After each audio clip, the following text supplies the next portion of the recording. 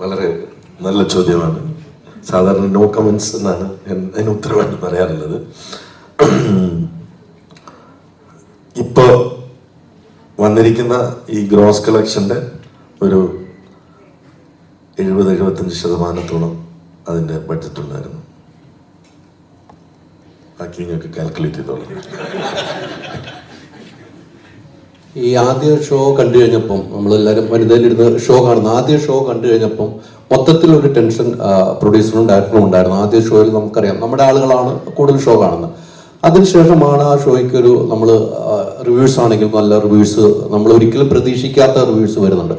ആദ്യ ഷോ കണ്ടു കഴിഞ്ഞപ്പോൾ നിങ്ങളുടെ മനസ്സിൽ എന്താണ് തോന്നിയത്? ഡയറക്ടറും പ്രൊഡ്യൂസറും ആദ്യ ഷോ എന്ന് പറയുന്നത് ഞങ്ങൾ കാണുന്നത് അതിന്റെ ഷൂട്ട് ഫുട്ടേജ് മുതലാണ്. എന്നെ സംബന്ധിച്ചിടത്തോളം ഇത് 70-ാമത്തെ 75-ാമത്തെ ഷോ ആയിരുന്നു തിയേറ്ററിൽ വന്ന ആദ്യത്തെ ഷോ. അപ്പോൾ ആദ്യ സീൻ കണ്ടപ്പോൾ തൊട്ടുള്ള റിലീസ് വരെയുള്ള ടെൻഷൻ അങ്ങനെ തന്നെ. കാരണം നമ്മൾ പുതിയൊരു ജോണറാണ് ട്രൈ ചെയ്യുന്നത്. പുതിയൊരു ജോണർ, അത് ഒരു കോമഡി സിനിമയിൽ നിന്നും ഒരു ഫൺ ഫാൻറ്റസി, എപ്പിക് ഫാൻറ്റസി ജോണറിലേക്ക് മാറുമ്പോൾ അത്രയും വലിയൊരു ബഡ്ജറ്റിൽ, അത്രയും ഇങ്ങനെ ഒരു സാഹചര്യത്തിൽ അത് റിലീസ് ചെയ്യുമ്പോൾ ഒരു റൈറ്റ്സിൻ്റെ, അതായത് നമ്മൾ OTT റൈറ്റ്സ് അല്ലെങ്കിൽ സാറ്റലൈറ്റ് റൈറ്റ്സിൻ്റെ ചർച്ചകളിലേക്ക് പോകുമ്പോൾ സാധാരണ പ്രീ റിലീസ് നമ്മൾ സിനിമകൾ കാണിക്കുമ്പോൾ റിലീസ് ഡേറ്റ് കൺഫേം ചെയ്യുക എന്നുള്ളത് അവരെ സംബന്ധിച്ചോളം പ്രധാനപ്പെട്ട ഒരു കാര്യമാണ്. അപ്പം നമ്മൾ ആ സമയത്ത് ഏത് സിനിമയും റിലീസ് ചെയ്യുമോ എന്നുള്ള സംശയത്തിൽ ഒരു ചാനൽ പോലും അല്ലെങ്കിൽ ഒരു OTT ചാനൽ പോലും ഒരു ഡിസിഷൻ എടുക്കാൻ തയ്യാറായിരുന്നില്ല.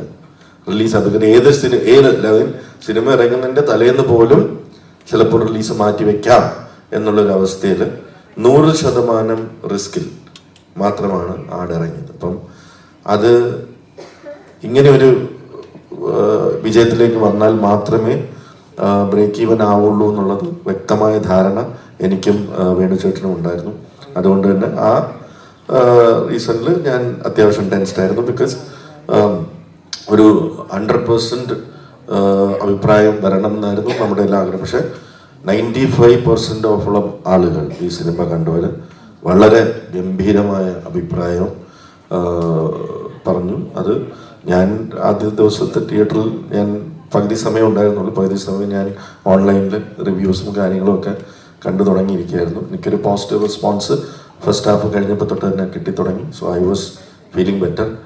As usual mister Mithun Manuel Thomas മുങ്ങിയിരുന്നു. ഫസ്റ്റ് ഷോയ്ക്ക് വന്നില്ല, അദ്ദേഹം അണ്ടർവേൾഡിലായിരുന്നു. റിലീസിന് ശേഷം എൻ്റെ കോള് വന്നതിന് ശേഷം തമിഴ്നാട്ടിലോട്ട് പോകണോ അതോ തിരിച്ച് കേരളത്തിലേക്ക് വരണോ എന്നുള്ള രീതിയിൽ ബോർഡറിലായിരുന്നാണ് എനിക്ക് വിവരം കിട്ടിയത്. കറക്റ്റ് അല്ലേ? ചോദിച്ചു. Next question. അന്ന് പറഞ്ഞ പോലെ ഇപ്പം ഇനി അടുത്ത പാർട്ടിലേക്കുള്ള അഡ്വാൻസ് കൊടുക്കാൻ ധൈര്യമായി അഡ്വാൻസ് കൊടുത്തു തുടങ്ങി വിജയ് ബാബു. തിയേറ്റർ കളക്ഷൻ 60 ദിവസം കഴിഞ്ഞിട്ട് വരത്തുള്ളൂ. ഇപ്പൊ അത് കിട്ടിയിട്ട് ആദ്യം കടങ്ങൾ വീട്ടണം, അത് കഴിഞ്ഞ് വേണിച്ചേട്ട പൈസ കൊടുക്കണം, അതിനുശേഷം അഡ്വാൻസിലേക്ക് കിടക്കാം. അതല്ലേ എൻ്റെ ഒരു ന്യായമായ കാര്യം.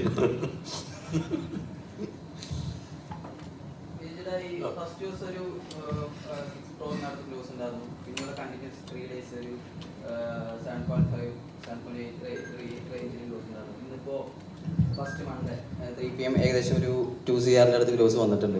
എത്രയാണ് എക്സ്പെക്ടേഷൻ ഒരു ഫൈനൽ?